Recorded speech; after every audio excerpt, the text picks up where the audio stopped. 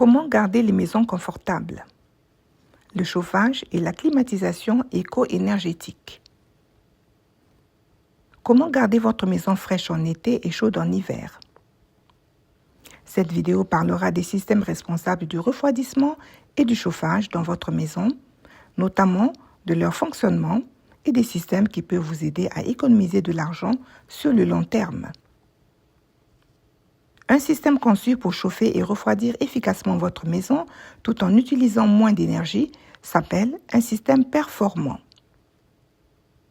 Un système performant signifie obtenir plus de chauffage ou de refroidissement tout en consommant moins d'énergie.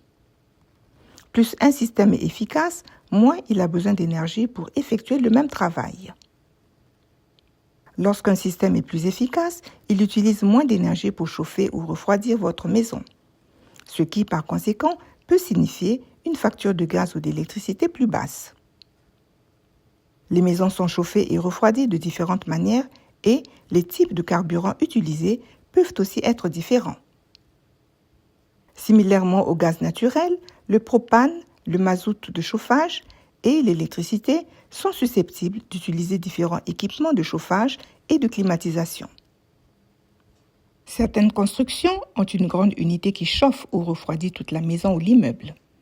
Cela s'appelle un système central. D'autres constructions utilisent des unités individuelles comme des climatiseurs de fenêtres, des pompes à chaleur mini-split, des radiateurs, des chauffages d'appoint ou des plaintes électriques pour gérer la température pièce par pièce. Certaines maisons combinent même des systèmes, comme par exemple un chauffage au gaz dans le salon et des plaintes électriques dans les chambres.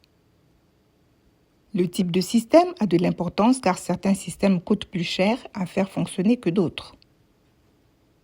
Par exemple, les plaintes électriques peuvent parfois coûter 2 à 3 fois plus cher à faire fonctionner qu'un chauffage au gaz. Peu importe le type de système que vous avez, nous voulons que vous soyez à l'aise avec le niveau de chaleur ou de fraîcheur que vous voulez dans votre maison. Et cela pour le moindre coût possible. Tous les systèmes de chauffage et de climatisation n'utilisent pas l'énergie de la même manière. Comprendre comment ils fonctionnent et lesquels consomment moins d'énergie peut vous aider à économiser de l'argent et à garder votre maison confortable. Il existe de nombreux types de systèmes de chauffage. Les radiateurs électriques d'appoint sont des chauffages que l'on branche et qui réchauffent rapidement une petite zone. Mais ils consomment beaucoup d'énergie, ce qui en fait l'un des moyens de chauffage les plus coûteux pour votre maison. Ils conviennent mieux pour une utilisation à court terme dans une petite pièce. Une chaudière chauffe l'eau et envoie de l'eau chaude ou de la vapeur à travers des tuyaux pour réchauffer votre maison, tandis qu'un fourneau chauffe l'air et souffle cet air chaud à travers de grands conduits. Si votre maison utilise des tuyaux et des radiateurs, il s'agit d'une chaudière. Si votre maison utilise des bouches d'aération qui soufflent de l'air chaud, c'est un fourneau. Vous pouvez avoir une chaudière ou un fourneau alimenté au propane ou au mazout, ou bien un fourneau qui fonctionne au gaz naturel. Une chaudière ou un four à mazout ou au propane sont courants dans les maisons plus anciennes. Ils sont généralement brillants et nécessitent un nettoyage et des réglages réguliers.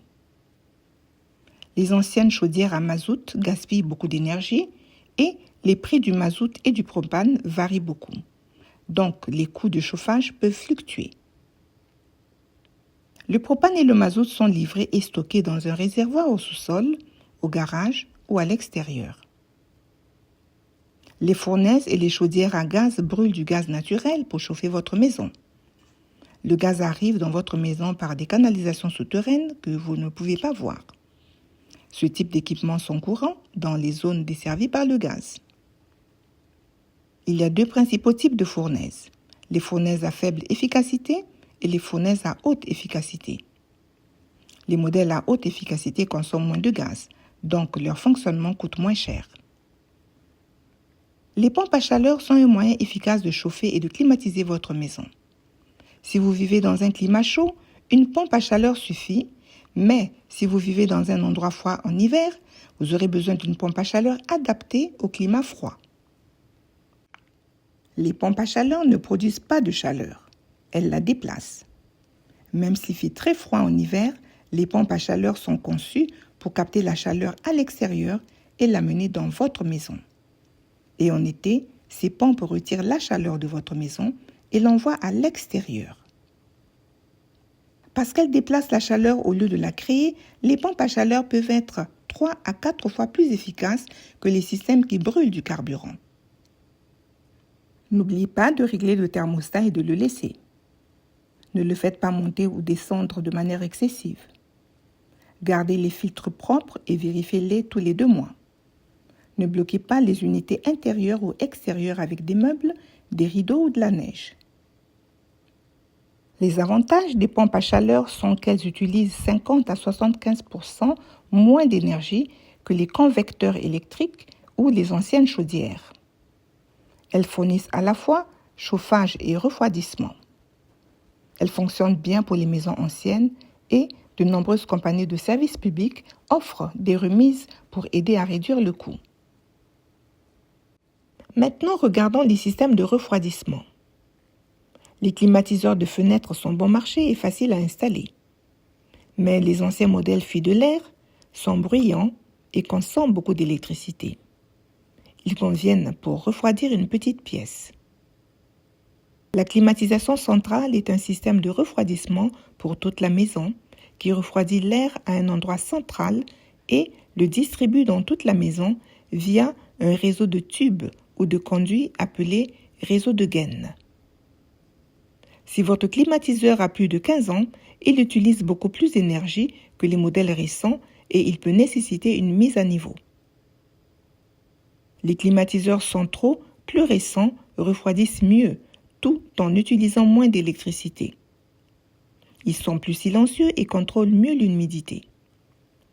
Ils sont beaucoup plus efficaces et peuvent permettre d'économiser de l'argent à long terme. Les pompes à chaleur sans conduit, encore appelées mini-split, fournissent à la fois chauffage et refroidissement. Lorsqu'elles sont utilisées en mode refroidissement, elles fonctionnent comme un climatiseur central, mais dans une seule pièce à la fois.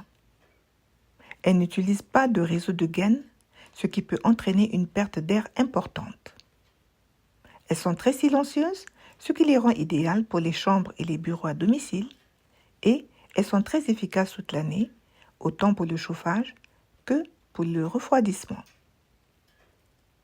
Chose à retenir concernant l'utilisation d'une pompe à chaleur.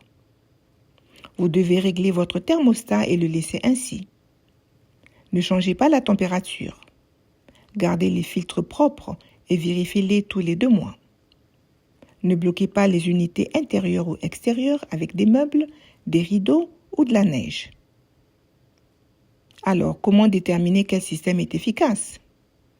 Les systèmes auront différentes étiquettes qui les identifieront. Recherchez ces étiquettes.